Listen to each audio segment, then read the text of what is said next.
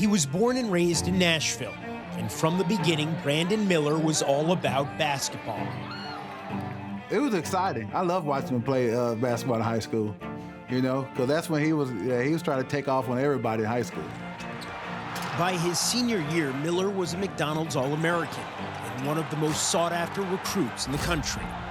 I still think to this day that, you know, I'm nobody special. I just a casual basketball player that just, you know, plays his role at a high clip. His end goal is always to play in the NBA, and college ball is that stepping stone to get there. When it was time to choose a college, the choice was clear. 30 years earlier, Brandon's father, Darryl, had played football for the Crimson Tide. I may have had something to do with it, but he thought it was a good fit for him, and it being Bama was a bonus.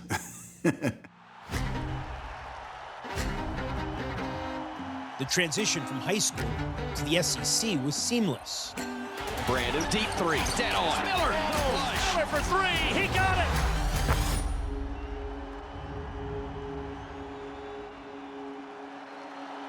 Brandon on the drive, lays it up and in for two. On January 14th in Tuscaloosa, Miller would score 31 points in the Crimson Tide's 40-point win over LSU.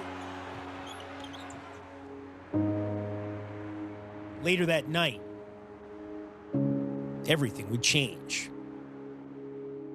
Miller went out with his teammates Darius Miles and Jaden Bradley. They waited in line to get into a sports bar. It was a long line. I didn't, you know, want to wait just to get in the club. So kind of did my own thing and just went down the street and got something to eat. At 1:02 a.m., Darius Miles texted Miller asking him for a ride.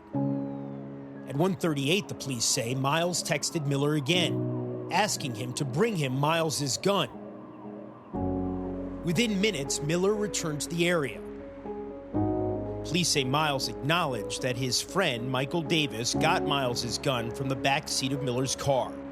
And gunfire erupted, with Davis and a man named Cedric Johnson exchanging shots. The police say Davis fired first, but Davis's attorney has raised questions about that. 23-year-old Jamia Harris, Johnson's girlfriend, and the mother of a 5-year-old son, was shot and killed. University of Alabama basketball player Darius Miles charged with murder. Police say Miles and Michael Lynn Davis fired into a vehicle, shooting and killing the passenger. It wasn't until 5 weeks later that Brandon Miller's involvement became widely known.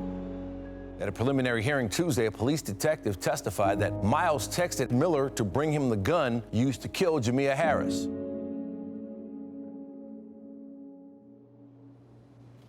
I don't know what you could tell us about what else happened that night, but why did you go back? Well, like you said, I can't really tell you what all happened that night due to the fact it's still an active investigation. But I can tell you what I learned. I think the main thing I learned was just always be aware of who you surround yourself by and what you're surrounded by. I think that night all could have changed, you know, my whole career in just a heartbeat. You were in a car, sitting in the front, and you were the driver, and there were 2 bullets that went into the windshield. When you found out that someone had died in the other car, Jamia Harris, what do you remember thinking?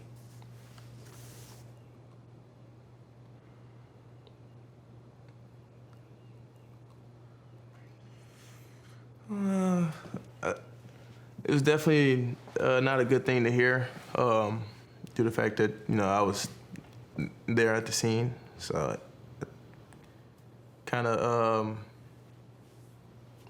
put me in a place that, you know, no 20-year-old would want to be. Darius Miles and Michael Davis were both charged with capital murder.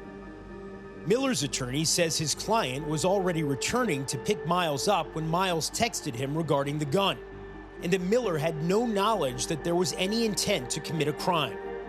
The prosecutor told Alabama.com there is no crime to charge Miller with. Through it all, Alabama kept Miller in the lineup, sparking outrage. There is a difference between what's legal and what's right. Brandon Miller should not be playing for the Crimson Tide right now.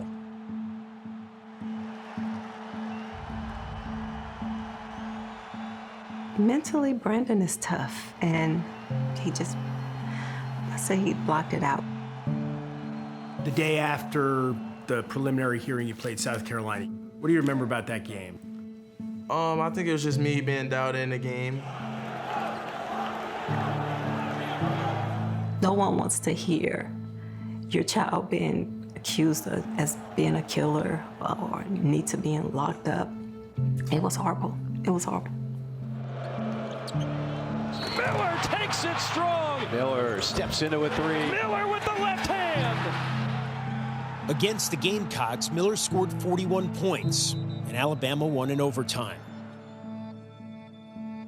Then, on March 8th, Miller, for the first time, addressed what had happened on January 15th. I never lose sight of the fact a family has lost one of their loved ones that night. This whole situation is just really heartbreaking. In the NCAA tournament, Miller was assigned a security guard. Alabama coach Nate Oates said there had been threats made against him. You guys can go over there. How would you describe the way you played as a freshman? Definitely a successful year. A quite memorable year from all the success and awards. The experts agreed Miller would be a top draft pick in June. But at home, there was a health crisis. Towards the end of January is when I actually got diagnosed with breast cancer. When did you tell Brandon? After March Madness. So you didn't tell him for 2 months? Didn't tell him. Wanted to stay focused on what he's doing. He had enough to worry about than to have to think about his mom's health is failing. It's definitely difficult just knowing that, that she has breast cancer. But like I've said, just the support system that we have in this house, you can't really beat it. After the last surgery, proudly to say that I am now cancer-free. Having these kinds of life experiences, does it give you more perspective on what's important? Most definitely. I mean, I have family here that I could lean on. When you think about yourself being in the NBA, what do you think that's going to be like? Definitely a successful career, but not just about making it to the NBA. I think it's building a career in the league. Thank you for watching ESPN on YouTube. For live streaming sports and premium content, subscribe to ESPN+.